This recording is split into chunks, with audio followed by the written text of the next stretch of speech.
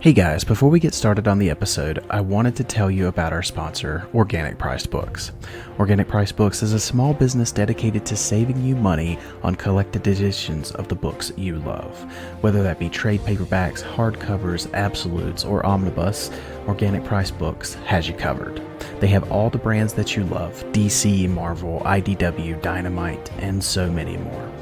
To take advantage of this partnership, go to the link in the description of this podcast and use our promo codes.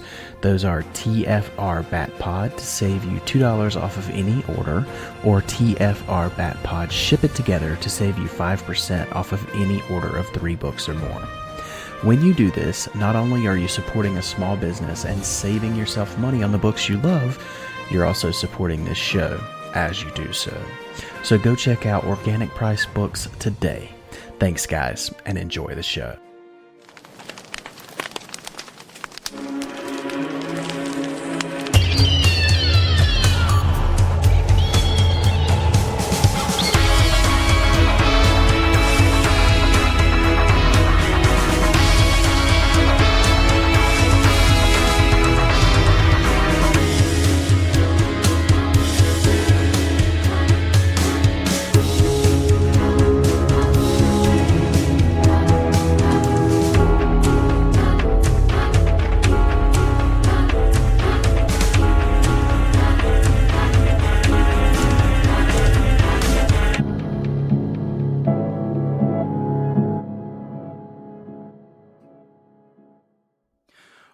Welcome, citizens of Gotham, to The Fire Rises, a Batman podcast focusing on all things The Dark Knight and his world. If you'd like to connect with the show, you can find us on Facebook, Instagram, and X at tfrbatpod. And if you have thoughts, questions, comments, or even suggestions for future episodes of the show, you can shoot those emails to tfrbatpod@gmail.com. My name is Eric Carter, and I am your host, and I am joined by a few people today. Firstly, my regular co-host, Joe Fornerato. Joe, how are you, buddy? I'm good, Eric. What's going on, man? Oh, not a lot. You know, I told you on the last episode, I'm not really a Valentine's person, and here we are doing kind of 2 back-to-back Valentine's celebrations. So, yeah, the perfect episode for you to cover right here. Yeah, absolutely. But we are not alone. I do have Joe, but we also, from Holy BatCast, because this is another crossover episode or event, we have the pleasure of having Andy DiGenova on the show. Andy, welcome back. Hey, thanks. Happy Valentine's Day, fellas. I'm sending you guys so much love and hugs, platonic love from afar, because Valentine's Day, it's not just for your romantic partner, it's to share love with everyone. So yeah, I'm sharing love Valentine's Day for you guys and everybody out there in internet land. Well, thank you. And since you bring that up, I do have it because I know you're a holiday fanatic. Indeed. Where does Valentine's Day fall for you? Like dead last. Okay. I'm not a huge fan, honestly, because I always felt like it always just feels like it's a holiday to just feel pressured to do something super special for your girlfriend or wife, and no matter what you do, it's not special enough. That's how I've always felt about Valentine's Day. Exactly. People get so worked up about the commercialism of Christmas. Come on. It's too much pressure. But I have embraced it over the past few years since Catherine and I have been married, and it's a much more easygoing holiday with her and I. And so I enjoy it a little bit more, but I still, find a way to have Valentine's viewing and celebration where I can. There's not as many specials or movies, but I find what I can to watch. So no Real Fans Valentine special? You know what? You joke, but I don't even know if you're joking. But we actually tried to make it happen, and schedules didn't align. So we did talk about it, actually. And I was like, let's just do like one special. It'd be fun, or just an episode of TV or something, just because I miss our holiday specials. And so unfortunately, we couldn't do it. So maybe Easter we'll get back together. Yeah, Easter's early this year, so it's coming quick. Oh my God, is it? I didn't even check yet. Yeah, it's in March this year. All right, well noted. Oh wow, gotcha. Well, at the very least, you have some small semblance of a celebration here, Andy. This counts. This is a Valentine's special. Absolutely. There we Yeah. go. So we had a blast doing our last crossover with Holy BatCast, and this was actually Joe's brainchild. And I don't know, Joe, if you meant it for Valentine's Day or not, but you came to all of us a while back and was like, hey, why don't we rank Batman's love interests? So that's what we're going to do today. The first half is going to be on TFR, of course. And the second half is going to be over on Holy BatCast. So you're going to have to go to the Holy BatCast feed to get the top half of our rankings. And we are ranking the cinematic love interests of Bruce Wayne / Batman. But before we do get into our rankings, we want to give a little love to the comics. So we're not going to go through a list or anything, but I just wanted to gauge like you guys' favorite love interest for Batman in the comics, in the comic medium. So Andy, since you're the guest here, I want to start with you. I know this is tough because there's been so many love interests for Batman in the comics, but if you had to pick one, who is your favorite? Oh man, I didn't quite know this is how we were doing it. I didn't know we were just picking one, but I mean, we're going to talk about my real favorite when we talk about cinematic love interest, which is Catwoman. Catwoman is like, it's my favorite Batman love interest. But like there are a lot of cinematic Catwomen, and we're going to talk about all of them throughout our ranking. So when I think about like comics only, someone who is rarely made it to live action or other media, I think the only time I've seen her in anything other than comics is on Gotham, and that's Silver St. Cloud. And I don't have a great reason for loving Silver St. Cloud other than her name is awesome and she looks awesome. And I just feel like she definitely is representative of this really unique era of Batman in the 70s. And so, yeah, I just feel like Silver St. Cloud is a cool love interest. And I'm shocked that she has not been used more in other media. Like I said, the only time I can think of is Gotham. And I don't know if you guys can think of anything else. I do know, fun fact. Oh, hi, Harley. Hi. Yeah. What's that? Yeah, where is mommy? Where did mommy leave you? Are you going to come be on the show? Hi, Harley. You want to say hi, everybody? Batman. Yeah, Batman. Can you say Batman? Yeah. Okay, love you. Say love you, Daddy. Okay, I love you. Mwah. It's very fitting for Valentine's Day. Bye. Bye-bye. Yeah, all right. That's my sweet little daughter, 2 years old. We love her. She's my favorite love interest. Aside That's from awesome. My wife, obviously.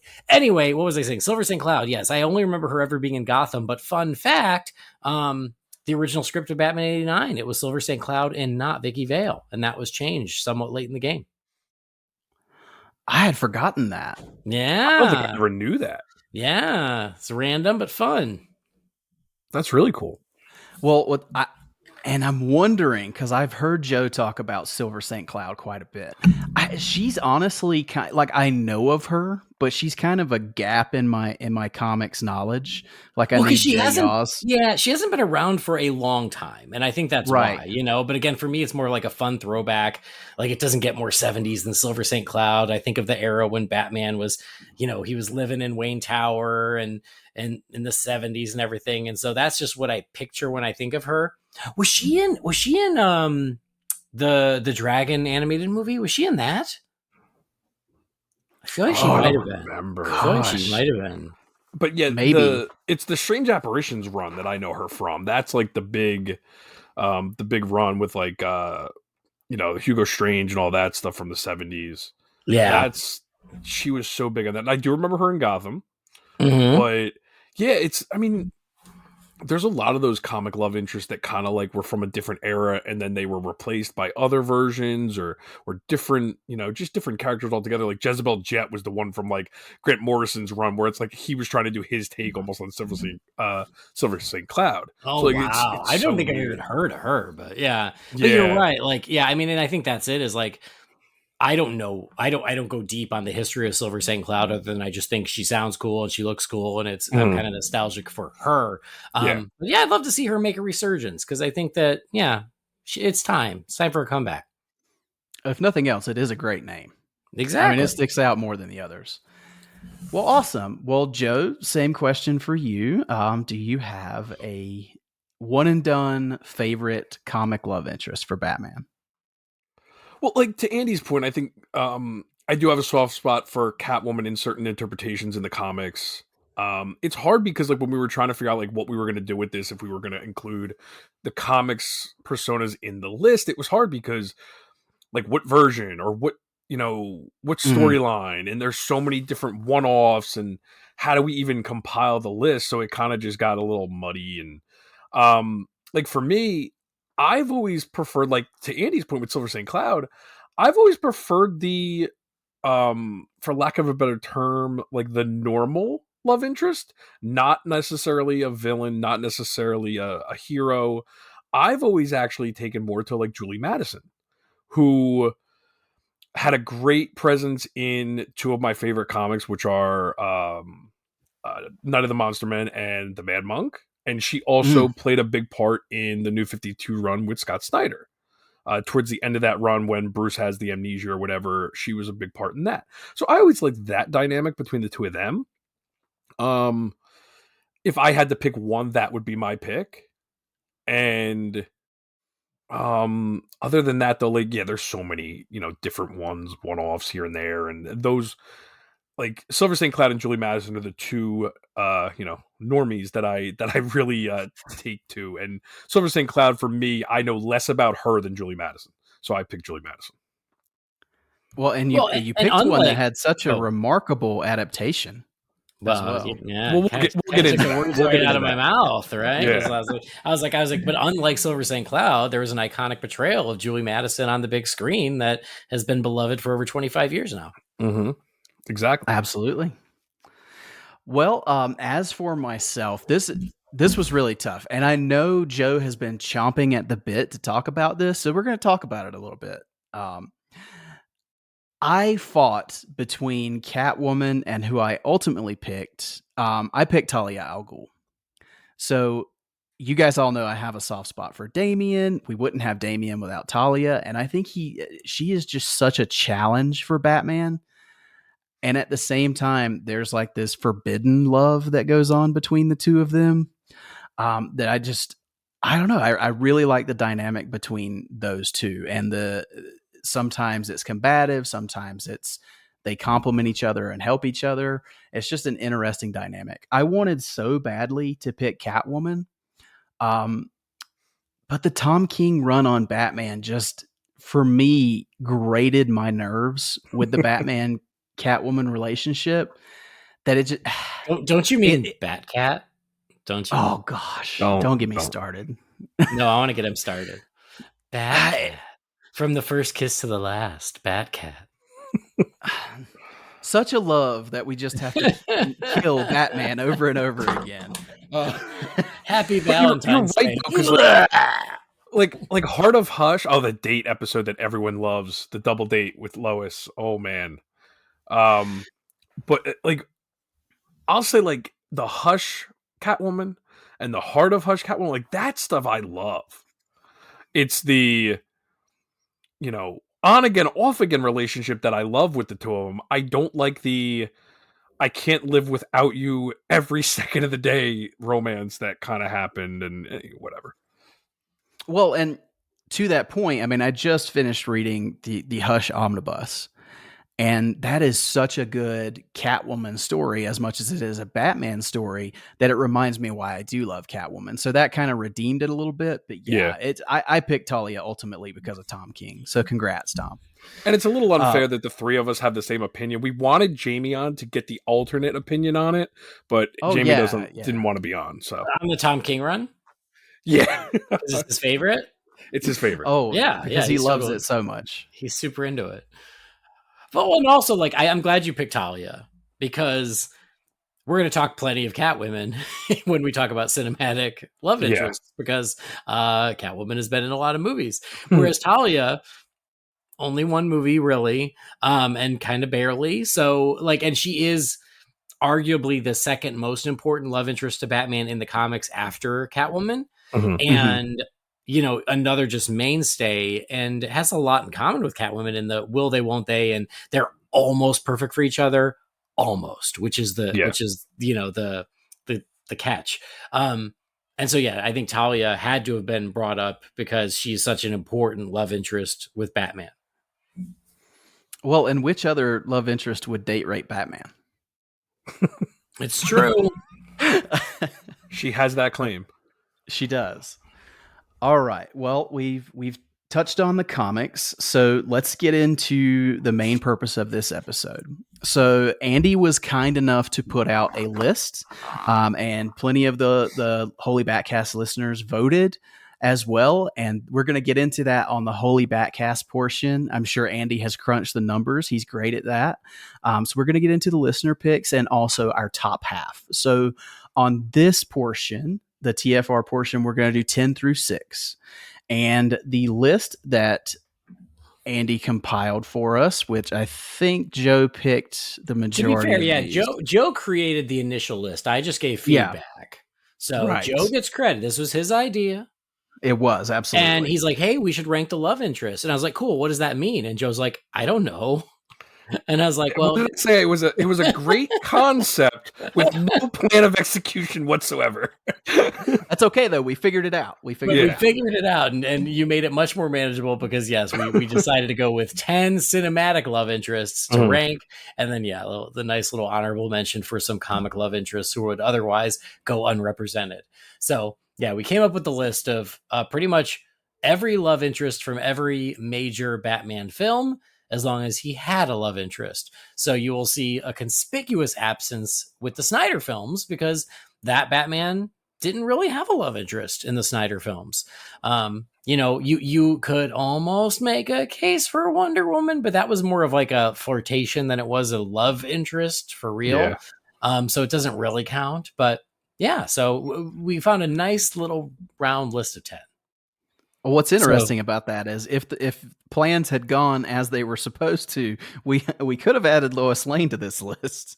Oh my God! Could you imagine? Oof. So yeah. So I don't know. Do you have the list handy, or do you want? I do have it. Okay, great. Go for it.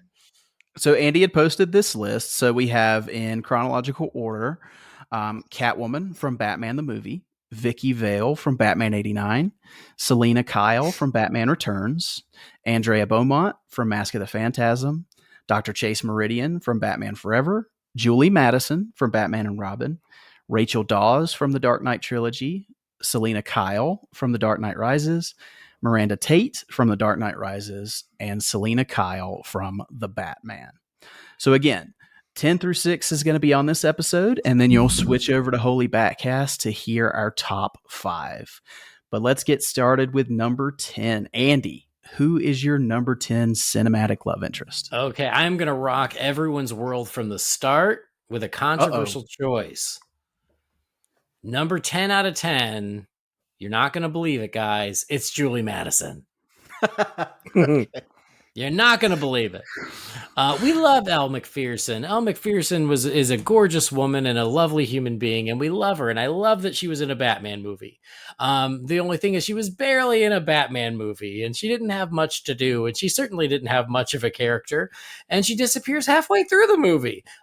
So yeah, Julie Madison, just not a lot to her in Batman and Robin. So she's just kind of there just to be arm candy, and she lacks some depth. Although there is, I don't know if it was ever confirmed or not, but allegedly she was supposed to die in the movie.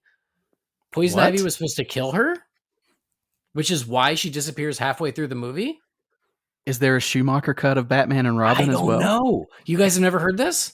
No. That's the first time I've heard quite a different tone.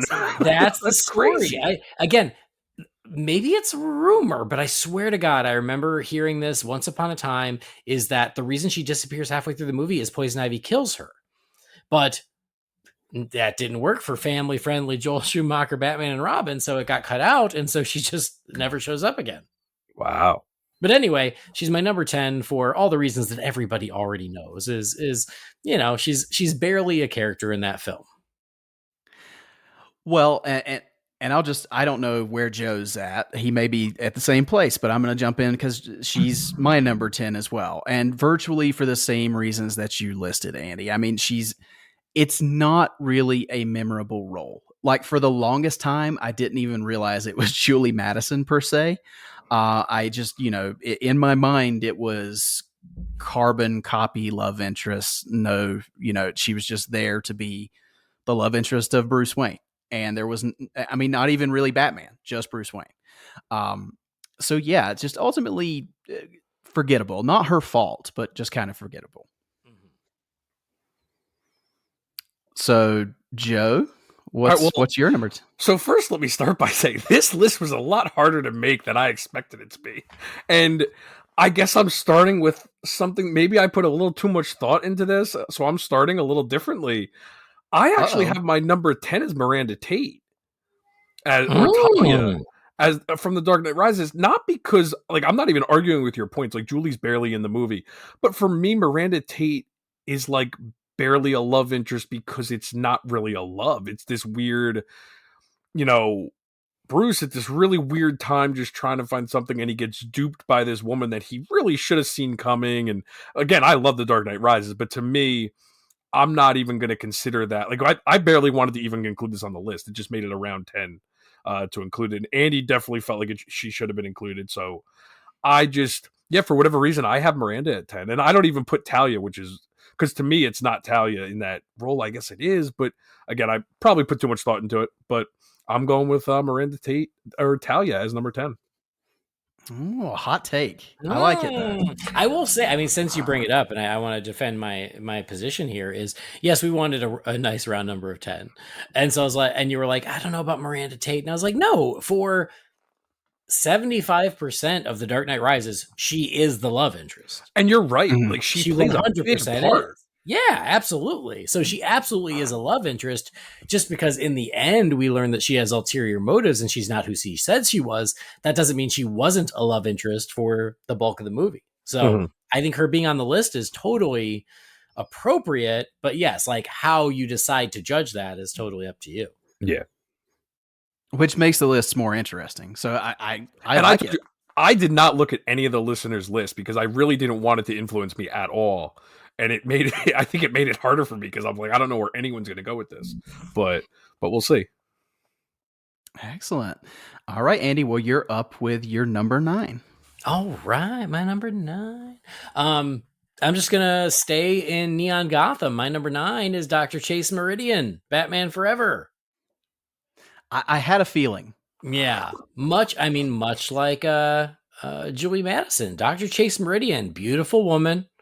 We love Nicole Kidman. She's fabulous. She's Queen Atlanta. She's amazing. But her character, her whole character motivation is she wants to bone Batman. And that's it. There's nothing else going on there.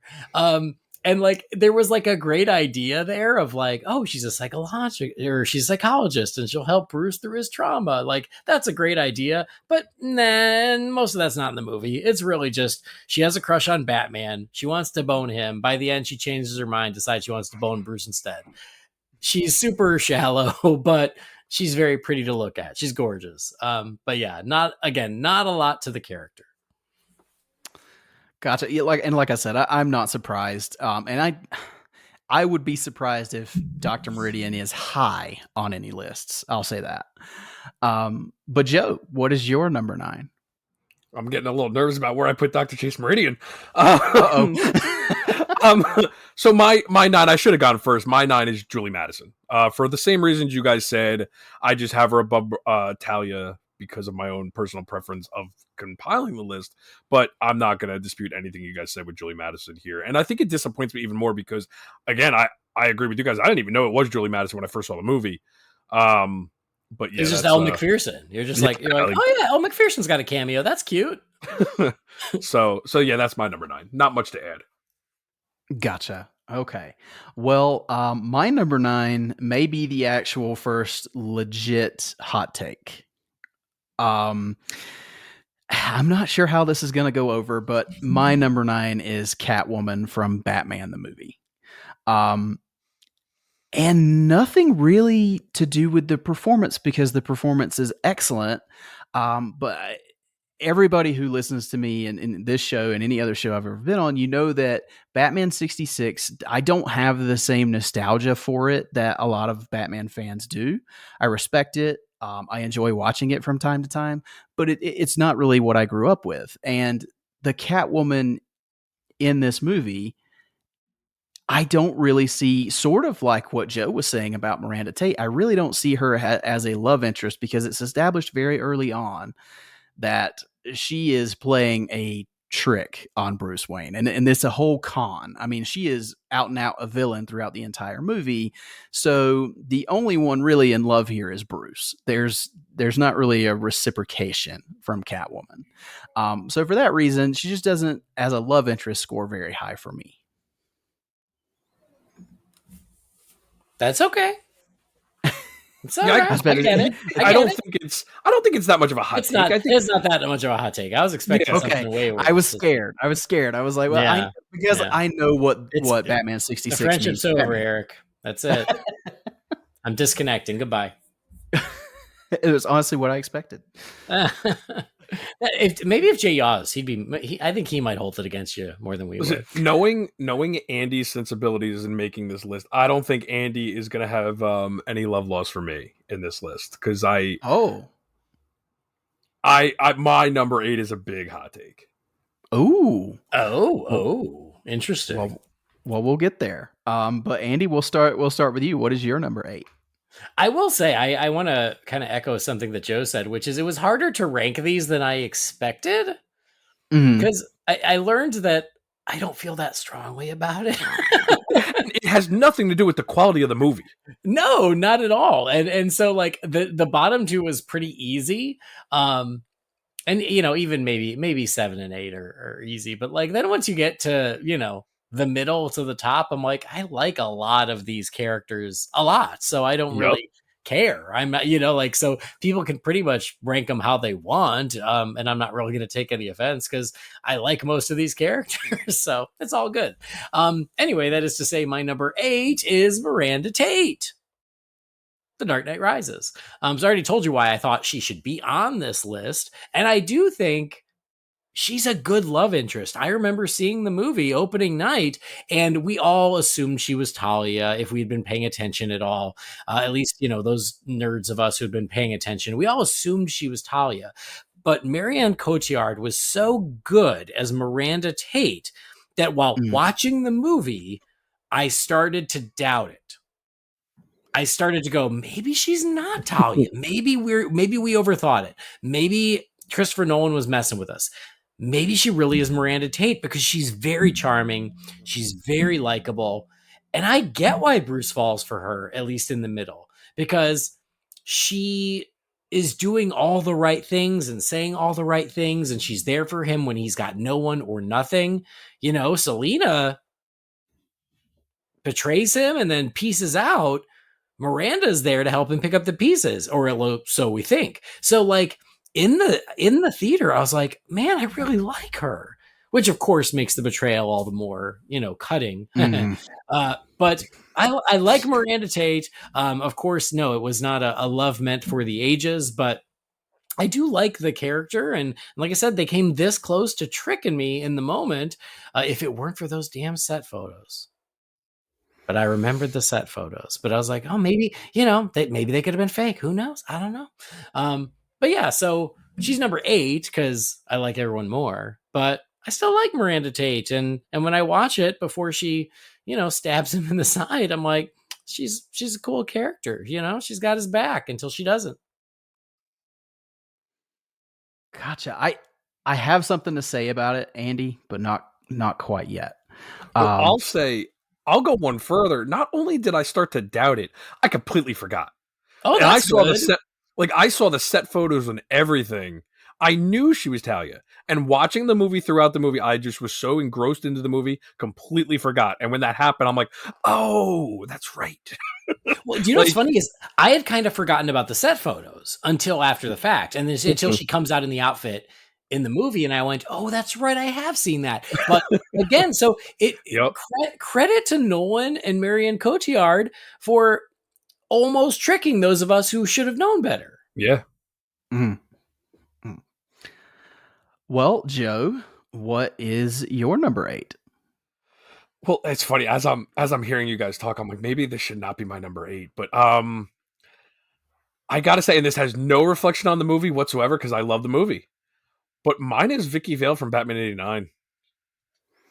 I have This never bought into that relationship.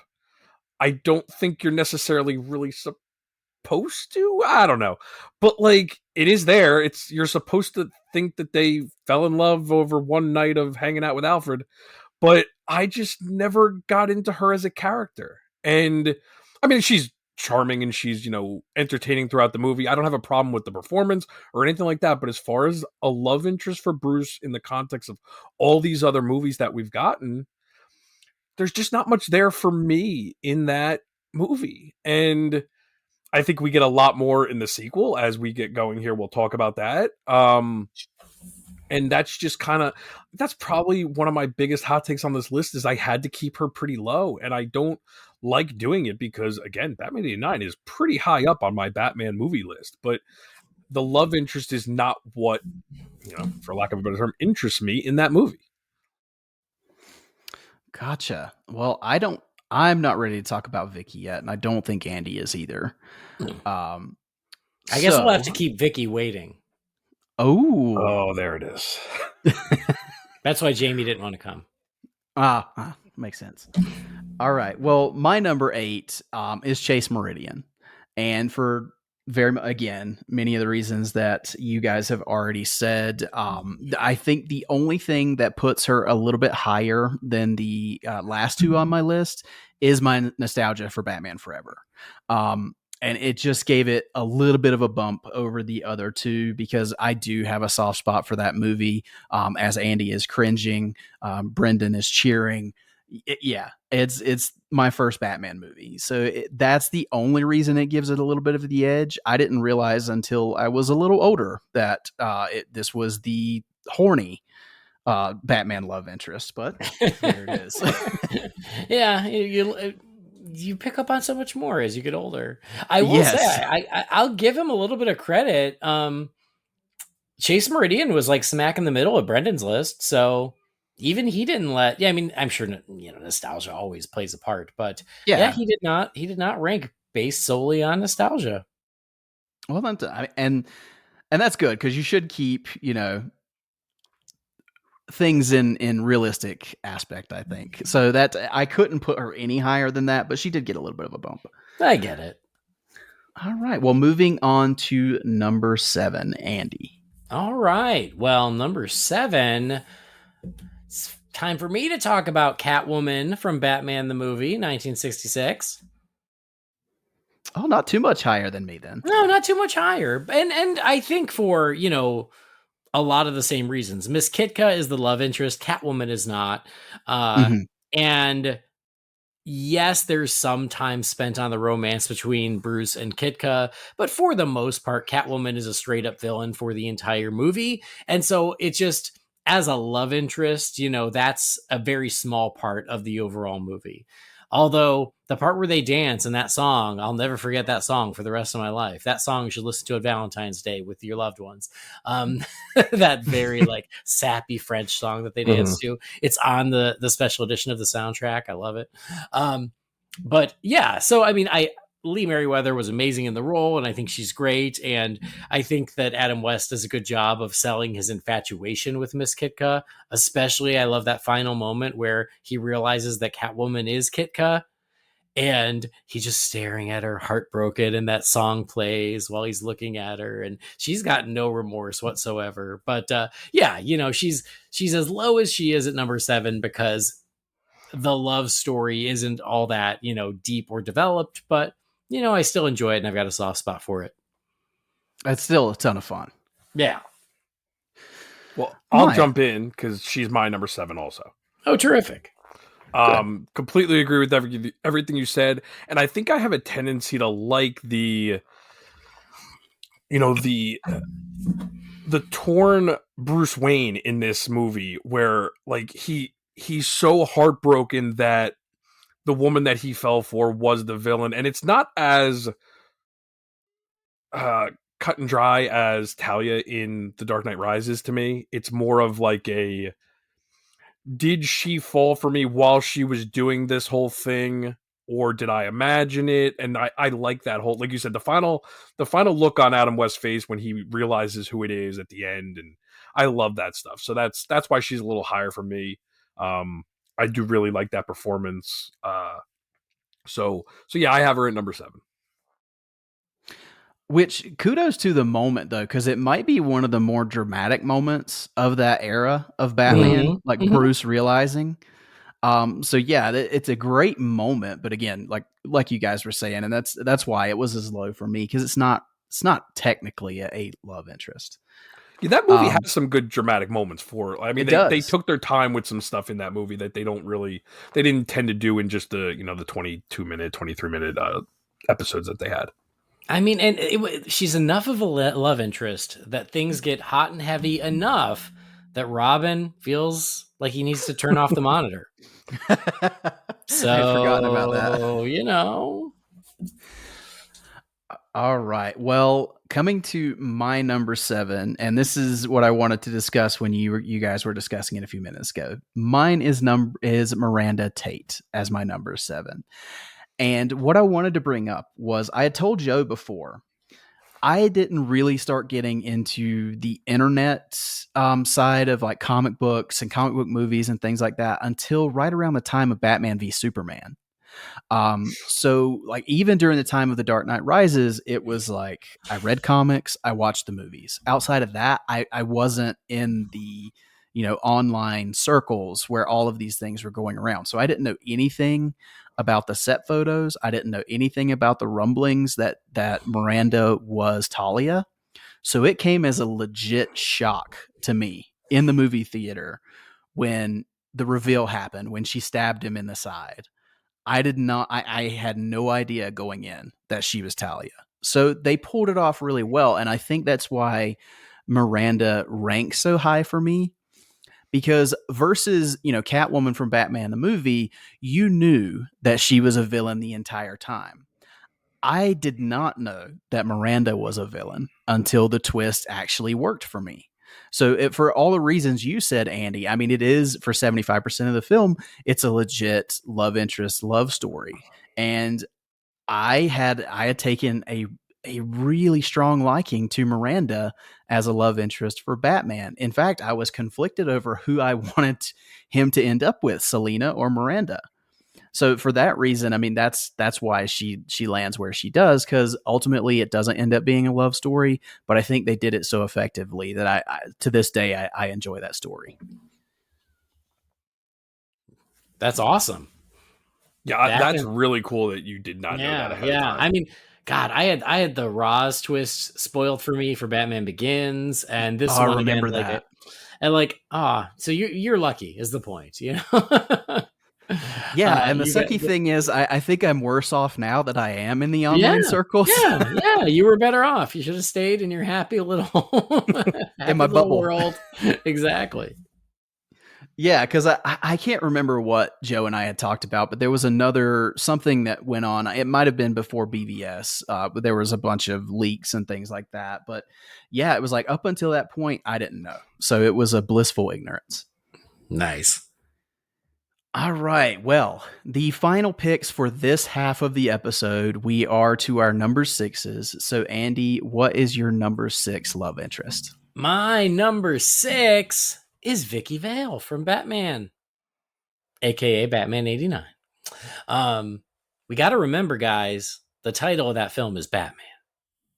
There's no 89 in the title, but anyway, you know what I mean. Right. Anyway, Vicky Vale is number 6. It makes me a little sad that she's as low as she is, but I mean, let's be real. Like you said, of all the things I love about Batman, the love story is one of the weaker elements. It's fine. It works. It's very much of its time. It's very much movie logic. Like you said, they get together, they go on one date, they decide they're in love. And then all of a sudden it's like, oh, are we going to try to love each other? Are we going to try to make this work? It was one date, girl. But I think Kim Basinger does a great job, considering she was hired 2 weeks before production. and she was a last minute fill in. I think she does a great job with what she is given.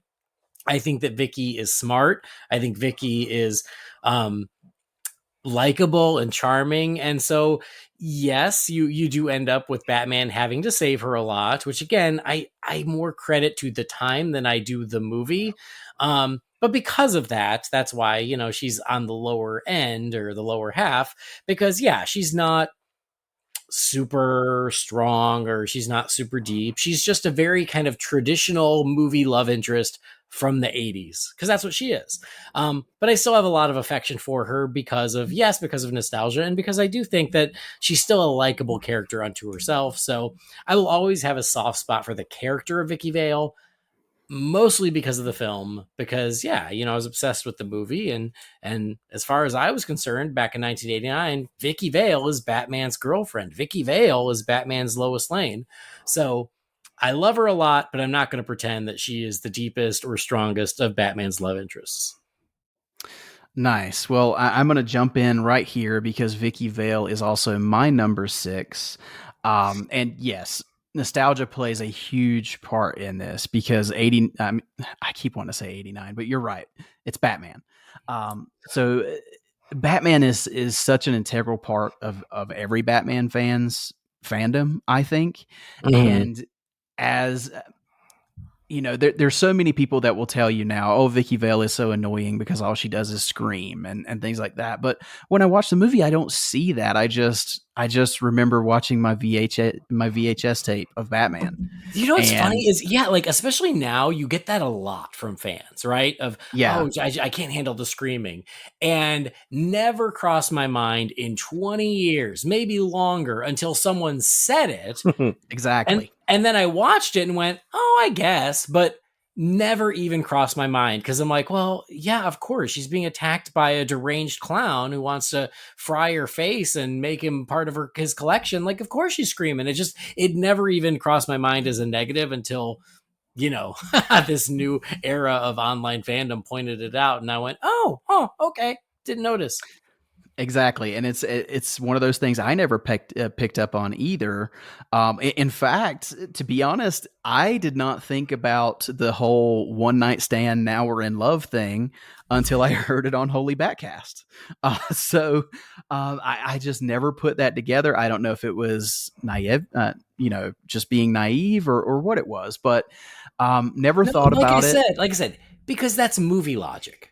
Yes, that's not a flaw with Batman. That's just movie logic, as people always in movies fall in love after one night together all the time.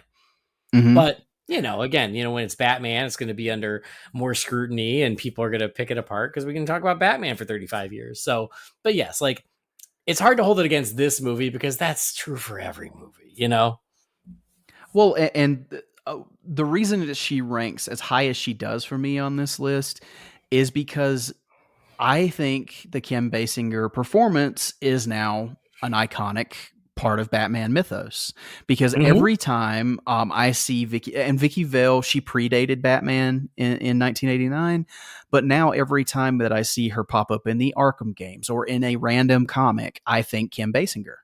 Mm-hmm. So for that reason alone, that's why she ranks where she does on my list. Well, other than the serials, I think I don't have any reference to Vicky Vale being a love interest to Batman, because she predates us so far in the comics. I mean, she was a love interest back when, like, in the 40s? Like, when was the last time she was actually a love interest or even a major character in the comics? It's been a long time.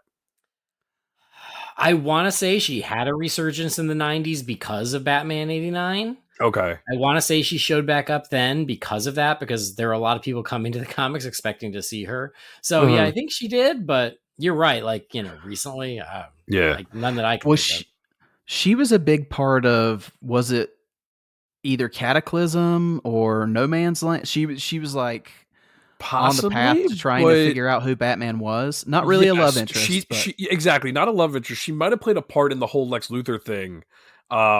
we're trying to like, uncover that maybe, but again, not as a love interest. So even I'm the one that has her lower than you guys on the list, but it's not because of the reasons you mentioned, Annie, with like the screaming. That stuff never really bothered me. Like you said, it's part of the movie. To me, it was just more of buying the love interest as compared to the rest of the list, not necessarily as the film, wants you to feel. Yeah, that's fair. Gotcha. Well, I think it's very fitting because Joe, this was your idea, and this was your love child here. So I think it's very fitting that you get the last word. So, what is your number 6 on your list? Well, I'm disappointed. I'm the first person to say this character, but for me, and again, my top of the list.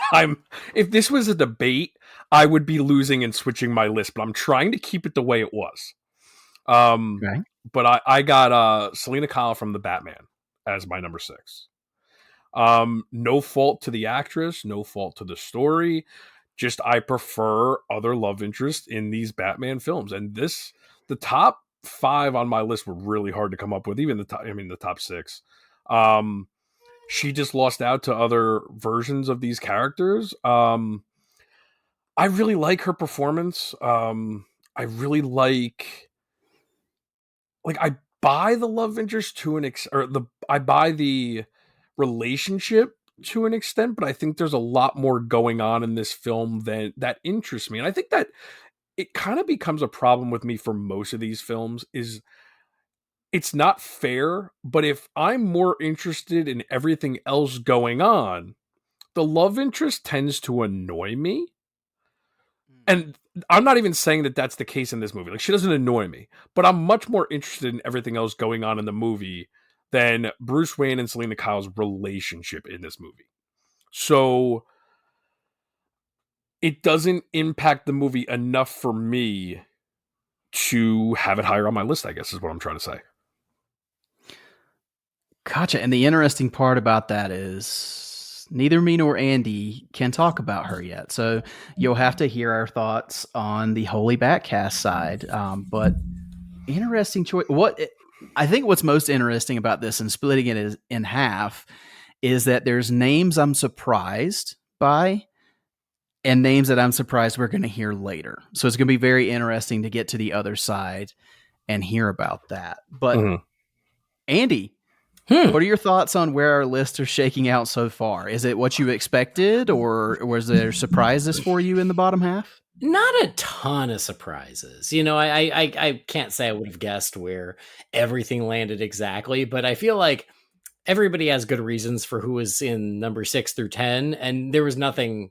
I didn't think there was any super hot takes, like certainly you can quibble about position, but yeah, everything that has been brought up, I'm like, yeah, that's fair. It makes sense. Because I do feel like we've been mostly consistent, right? Even if the positioning has been a little different, I feel like we've all covered, well, wait, we all covered Julie Madison, Miranda Tate, and Catwoman from Batman the movie, and now Vicky Vale, right? Yes. So we've agreed on 4 out of the 5 that we've done so far, we're not bad. Yeah, pretty consistent. Well, saying that, Joe, since this was your idea, is this where you thought it would shake out? Is everything going according to your plan so far? Everything is going according to my plan, except for one glaring omission I've had in the bottom 5. And we'll see what happens in the second part of where how everything else shakes out, because I am very interested how my list compares, because like I said, I did not look at the majority of what everyone else had. And again, I had a lot of trouble trying to figure out where I was putting these characters. And like I said, if it was a debate, I like right now, like listening to you guys talk about certain characters, I'm like, oh, I got to change that one. Oh, I got to change that one. But I'm not doing that. I'm sticking to my guns on what I had for God knows what reason I was thinking about when I was making these lists. And we'll go from there, because I think it'll make for an interesting conversation when we see the top of my list. No, change it. Join us. One of us. One of us. Get awesome. Chase Meridian down in that bottom half, brother. Oh, wow, yeah. It didn't even hit me. Yep. That's interesting. Okay, well, we are gonna go ahead and put a pin in it because I can't say any more without spoiling everything. But this was fun. I can't wait to get into the top half on Holy BatCast, and that'll be coming to you guys really soon.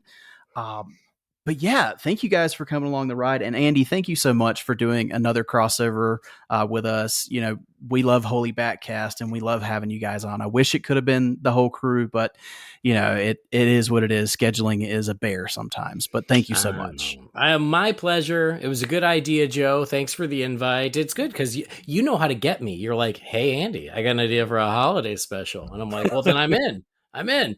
Yeah, and it's a bummer that Jamie and Brendan couldn't join. I know they wish they could, but Brendan it's so hard with the time zones, and then poor Jamie, he's just been working like crazy. So they love you guys, but I'm going to have to suffice. Sorry about that. Well, you definitely suffice, Andy, more so. But why don't you've got so much to plug, so please do it. Let us know where we can find you. Well, the most important thing is everybody listening needs to go over to Holy BatCast and listen to part 2 of this conversation. Most important. So absolutely find Holy BatCast. Check that out. Odds are you already know that. Yeah, let's be honest. They already tuned into that episode and said, "Oh, we have to go back and find TFR." Let's not kid ourselves here. We know where we are. Anyway, there's also Real Fans for Real Movies. We just finished doing our year-end wrap-up, so that was a lot of fun. There's also Disorder, every Disney film. Most recently, we did Pocahontas 2, everybody's favorite. But don't worry, this month we're doing Finding Nemo, which everyone is going to be very excited about. So all those shows are part of the Real Fans Network. You can check them out at rf4rm.com, and you can find me on all the socials. It's always just my name, Andy DiGenova, to make it easier to find me. Awesome. And again, Joe, thank you so much for coming up with the idea. It was a really good one. Can't wait to get to the second half, but why don't you tell everybody where they can find you? You guys can find me on Twitter, Instagram, and Letterboxd as jforn11. And you can find me on Facebook as Joe Fornarato, Fornarotto. And yeah, thank you again, Andy, for coming on. And yeah, thanks for having me again, Eric. Absolutely. As for myself, you can find my personal accounts on Instagram, X, and Letterboxd at mecarter89. That's mecarter89. The show can be found on Facebook, Instagram, X, and Threads at tfrbatpod. If you'd like to support the show, the best and easiest way that you can do that is to leave us a rating and review on whatever podcast platform you listen to us on. Written reviews on Apple Podcasts do get read on the show. We also read emails, so if you have one for us, shoot that to tfrbatpod@gmail.com. If you're looking for another way to support the show, we don't ask that you spend a dime on this show, but if you'd like to, you can go to redbubble.com and search Shop TFR, all one word, and find our awesome logos on all kinds of merchandise there. Our theme song was created by the very talented Gaurav Venkateswar, and his music can be found at gvtunes.com. Make sure you go to the link in the description of this podcast. Go check out Organic Priced Books. Use our promo codes there. Save yourself a little money and support this show while you do so. But thank you guys for listening. We hope you have a very safe and happy Valentine's Day with your loved ones. And until next time, make sure you keep that bat signal lit and pointed skyward.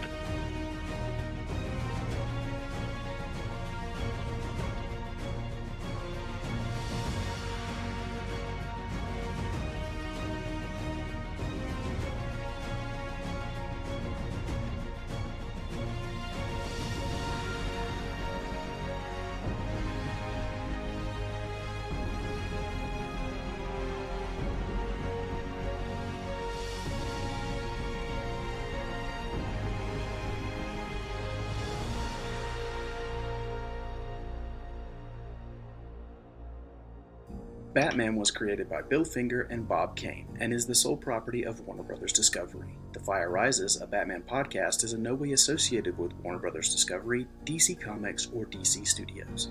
The thoughts and opinions of the participants of this show are their own and do not represent the companies that they work for.